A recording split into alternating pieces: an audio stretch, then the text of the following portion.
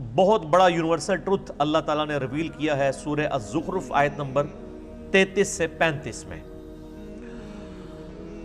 وَلَوْلَا أَن يَكُونَ النَّاسُ أُمَّةً وَاحِدَةً، اور اگر یہ ڈر نہ ہوتا کہ سب کے سب ایک امت بن جائیں گے، یعنی سب کے سب یعنی گمراہی کا راستہ اختیار کر لیں گے، ایک ہی گمراہی پہ سب جمع ہو جائیں گے،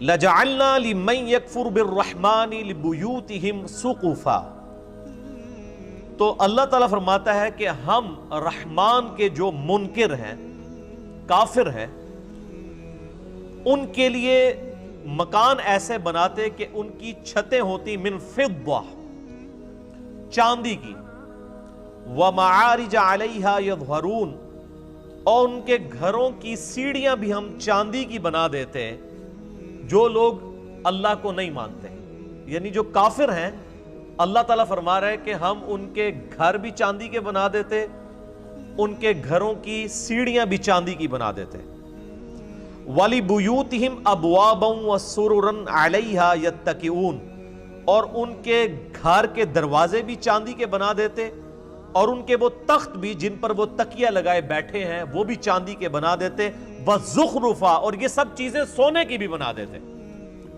یہی لفظ ہے زخرف، جس کی وجہ سے اس سورت کا نام سورہ الزخرف ہے۔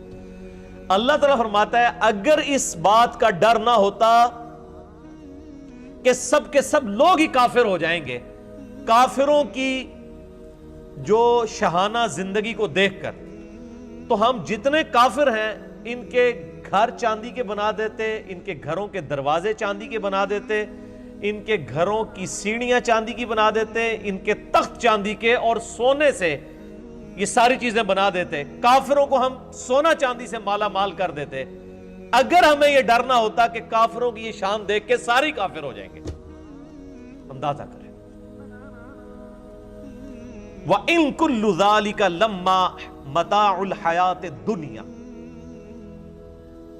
اور یہ سب کی سب رونق والی چیزیں، سونا اور چاندی، دنیا کی زندگی کا سامان ہے، وَالْآخِرَةُ عِنْدَ رَبِّكَ لِلْمُتَّقِينَ، اور آخرت تو تمہارے رب کے ہاں پرہیزگاروں کے لیے ہے، خدا سے ڈرنے والوں کے لیے، خدا کی شناخت رکھنے والوں کے لیے۔ یہ بڑی اہم ترین آیات ہے۔ اللہ تعالیٰ فرماتا ہے کہ اگر ہمیں اس بات کا ڈر نہ ہوتا کہ کافروں کے سونا چاندی سے بنے ہوئے مکانات، سیڑھیاں، دروازے اور یہ تخت، یہ چیزیں دیکھ کے سب لوگ کافروں سے متاثر ہو کر کافر نہ ہو جاتے، تو ہم کافروں کو یہ سب کچھ عطا کرتے، یعنی اتنی بڑے لیول کی آزمائش ڈال دیتے کہ اہل ایمان پہ یہ آزمائش ڈالتے کہ اب بتاؤ اللہ کی طرف آنا ہے کہ شیطان کی طرف۔ تو ڈر یہ تھا کہ کافروں کی شان دیکھ کے سب شیطان کا راستہ اختیار کر لیتے کہ اے جہاں میٹھا اگلا کس نے ڈٹھا، یعنی یہ دنیا کی لذتوں سے فائدہ اٹھاؤ، آخرت کس نے دیکھی ہے۔ تو اس چیز کا ڈر تھا، اس کے بغیر ہی لوگ رحمان سے غافل ہو چکے ہیں۔ آج کسی کے پاس دولت ہے تو لوگ کہتے ہیں دیکھیں جی اللہ کا بڑا فضل ہے اس کے اوپر، کوئی دنیاوی منصب ہے، اس کو وہ اللہ کا فضل سمجھ رہے ہوتے ہیں، حالانکہ یہ ضروری نہیں، فضل ہو بھی سکتا ہے اگر حضرت ابوبکر، عمر، عثمان و علی والی خلافت ہو، اور یہ اللہ تعالیٰ کی طرف سے آزمائش ہو سکتی ہے اگر جو ہے وہ آل امیہ اور آل عباس جیسی خلافت ہو، سو کالڈ، یا ملوکیت۔ تو ان آیات کی روشنی میں میرے بھائیوں یہ بات کھل کے سامنے آ گئی کہ اللہ تعالیٰ نے دنیا میں جس کو بھی کوئی مال و متاع دیا ہے تو وہ دنیا کی زندگی کے برتنے کا سامان ہے، اس کی بنیاد پہ اس کی آخرت کا فیصلہ نہیں ہونے والا۔ صحیح بخاری میں حدیث ہے، نبی صلی اللہ علیہ وآلہ وسلم نے فرمایا دو چیزیں ایسی ہیں جس کے بارے میں اکثریت انسانوں کی اکثریت غافل ہے، ایک صحت اور دوسری فرصت، یعنی اس کو انڈر ایسٹیمیٹ لوگ کرتے ہیں۔ صحت تو کسی وقت بھی جا سکتی ہے، تو جب تک صحت ہے اللہ تعالیٰ کو رسپانس کر لیا جائے، اور فرصت یعنی ٹائم کی اویلیبلٹی، اس کو بھی لوگ یعنی ضائع کرتے ہیں۔ پھر صحیح مسلم میں حدیث ہے، آپ صلی اللہ علیہ وآلہ وسلم نے فرمایا کہ دنیا اور آخرت کی مثال اس طرح ہے جیسے کوئی سمندر میں انگلی ڈبوئے، اس کے ساتھ جو پانی لگتا ہے وہ دنیا کی زندگی ہے، اور سمندر انفینٹ انلمیٹڈ آخرت کی زندگی ہے۔ یہ حدیث بھی آپ کو اس چیپٹر میں مل جائے گی۔ ایک اور حدیث ہے صحیح مسلم کی کہ آپ صلی اللہ علیہ وآلہ وسلم ایک دفعہ صحابہ اکرام علیہم رضوان کو لے کر مدینہ شریف سے باہر نکلے، ایک گندگی کے ڈھیر کے پاس کھڑے ہوئے جہاں پہ ایک گلی سڑی بکری تھی، بکری کا بچہ مرا پڑا ہوا تھا۔ آپ صلی اللہ علیہ وآلہ وسلم نے فرمایا تم میں سے کوئی شخص 1 درہم کے بدلے سے خرید لے گا؟ صحابہ نے کہا یا رسول اللہ کبھی نہیں ہم خریدیں گے۔ تو آپ نے فرمایا اللہ تعالیٰ کے نزدیک پوری دنیا اور جو کچھ اس کے اندر ہے اس کی اہمیت اس گلی سڑی بکری جتنی بھی نہیں ہے، جسے تم 1 درہم میں خریدنا پسند نہیں کرو گے۔ اللہ تعالیٰ، یعنی تم اسے پسند نہیں کر رہے، اللہ کے نزدیک دنیا اس سے بھی زیادہ حقیر ہے جس کے اوپر لوگ مرتے ہیں۔ پھر آپ صلی اللہ علیہ وآلہ وسلم نے فرمایا، صحیح مسلم میں یہ حدیث ہے کہ انسان کہتا ہے میرا مال میرا مال میرا مال، پھر آپ نے وہ سورہ تکاثر پڑھی، الہاکم التکاثر حتی زرتم المقابر، تمہیں مال کی کثرت کی طلب نے خسارے میں ڈال دیا یہاں تک کہ تم نے قبروں کا منہ دیکھ لیا، ان قریب تم جان جاؤ گے، ان قریب تم جان جاؤ گے۔ یعنی جب قیامت آئے گی، یہ مرتے ہی قیامت قائم ہو جائے گی، اور پھر قیامت والے دن تم سے اللہ تعالیٰ نے جو نعمتیں دی ہیں ثم لتسألن یومئذ عن النعیم، ان نعمتوں کے بارے میں پرسش ہوگی۔ تو صحیح مسلم کے الفاظ ہیں، آپ صلی اللہ علیہ وآلہ وسلم فرمایا انسان کہتا ہے میرا مال میرا مال میرا مال، حالانکہ اس کا مال تو وہ ہے جو اس نے کھا لیا یا پہن کر بوسیدہ کر دیا، باقی جو کچھ بچ گیا وہ تو اس کے وارثوں کا مال ہے جو اس کے مرنے کے بعد بانٹیں گے۔ پھر بخاری اور مسلم دونوں میں یہ حدیث موجود ہے، آپ صلی اللہ علیہ وآلہ وسلم نے فرمایا ابن آدم کے پاس اگر سونے کی 2 وادیاں ہوں تو وہ تمنا کرے گا میرے پاس تیسری بھی آ جائے، اس کا پیٹ صرف قبر کی مٹی بھرے گی۔ پھر بخاری اور مسلم کی متفقن علیہ حدیث ہے، آپ صلی اللہ علیہ وآلہ وسلم نے ارشاد فرمایا انسان کے 3 دوست ہیں، ایک ہی اس کے ساتھ قبر میں جاتا ہے اور وہ اس کے اعمال ہیں، باقی اس کے 2 دوست باہر رہ جاتے ہیں، اس کے رشتہ دار اور اس کا مال، یہ باہر ہی رہ جاتے ہیں، قبر میں صرف اعمال جاتے ہیں جو اس نے کیے، نیک یا برے۔ پھر صحیح مسلم کی حدیث ہے کہ دنیا کی زندگی مومن کے لیے قید خانہ ہے اور کافر کے لیے جنت ہے۔ جو دنیا میں جنتیوں والی زندگی گزار رہا ہے وہ سمجھ لے کہ اس کی آخرت سٹیک پہ لگی ہوئی ہے۔ یہ ممکن ہی نہیں ہے کہ آپ دونوں جانے مٹھے باؤ، یہ تو ہو ہی نہیں سکتا تھا۔ یعنی دنیا کی کاسٹ پہ ہی آپ کو آخرت ملنی ہے، جو سورہ توبہ میں آیا کہ ہم نے مومنین کی جانیں اور مال جنت کے عوض خرید لیے ہیں، جان بھی خرید لی مال بھی خرید لیا، تب جنت دیں گے، سورہ توبہ میں آتا ہے۔ تو یہ بڑا مشکل معاملہ ہے، اس کے اوپر فی البدی مجھے یعنی بے شمار احادیث یاد ہیں۔ اس کے علاوہ صحیح مسلم میں ایک حدیث ہے کہ آپ صلی اللہ علیہ وآلہ وسلم نے فرمایا اللہ تعالیٰ نے دوزخ کو شہوات سے ڈھانپ رکھا ہے، دنیا کی لذتوں سے، اور جنت کو ڈھانپ رکھا ہے ناگوار چیزوں سے، یعنی دنیا کی پریشانیاں مصیبتیں۔ یہ صحیح مسلم میں حدیث ہے، اور اس کی ایکسپلینیشن ہے ابو داؤد میں، ترمذی میں اور سنن نسائی کے اندر، کہ آپ صلی اللہ علیہ وآلہ وسلم نے ارشاد فرمایا کہ جب اللہ تعالیٰ نے جنت کو پیدا فرمایا تو حضرت جبرائیل علی نبینا علیہ السلام سے کہا کہ جاؤ جبرائیل جنت دیکھ کے آؤ۔ دیکھ کے آئے، اللہ نے فرمایا کیسا پایا جنت کو؟ کہا یا اللہ بڑی خوبصورت ہے، مجھے نہیں لگتا کہ کوئی شخص بھی ایسا ہوگا جو اس جنت میں جانے کی کوشش نہ کرے، وہ تو تن من دھن لٹا دے گا۔ اللہ نے فرمایا اچھا ایڈا ہی سوکھ ہے، اے بریکٹ اچ۔ پھر اللہ تعالیٰ نے جنت کو دنیا کی ناگوار چیزوں سے ڈھانپ دیا، یعنی دنیا میں تکلیف آئیں گی، پریشانیاں آئیں گی، پھر شریعت کی پابندیاں، حلال و حرام کا فرق کرنا، نمازوں کی پابندی، حقوق العباد کا خیال رکھنا، کتنی تکلیف ہے۔ روزانہ 5 وقت کی نماز پڑھنا کوئی آسان کام؟ ان ساری چیزوں سے اللہ تعالیٰ نے نا جنت کو گھیر دیا. یعنی جو یہ ہرڈلز، آبسٹیکلز یہ کراس کرے گا وہ جنت تک پہنچے گا. اور جبریل سے کہا ذرا آپ جنت کو دیکھ کے آؤ نا.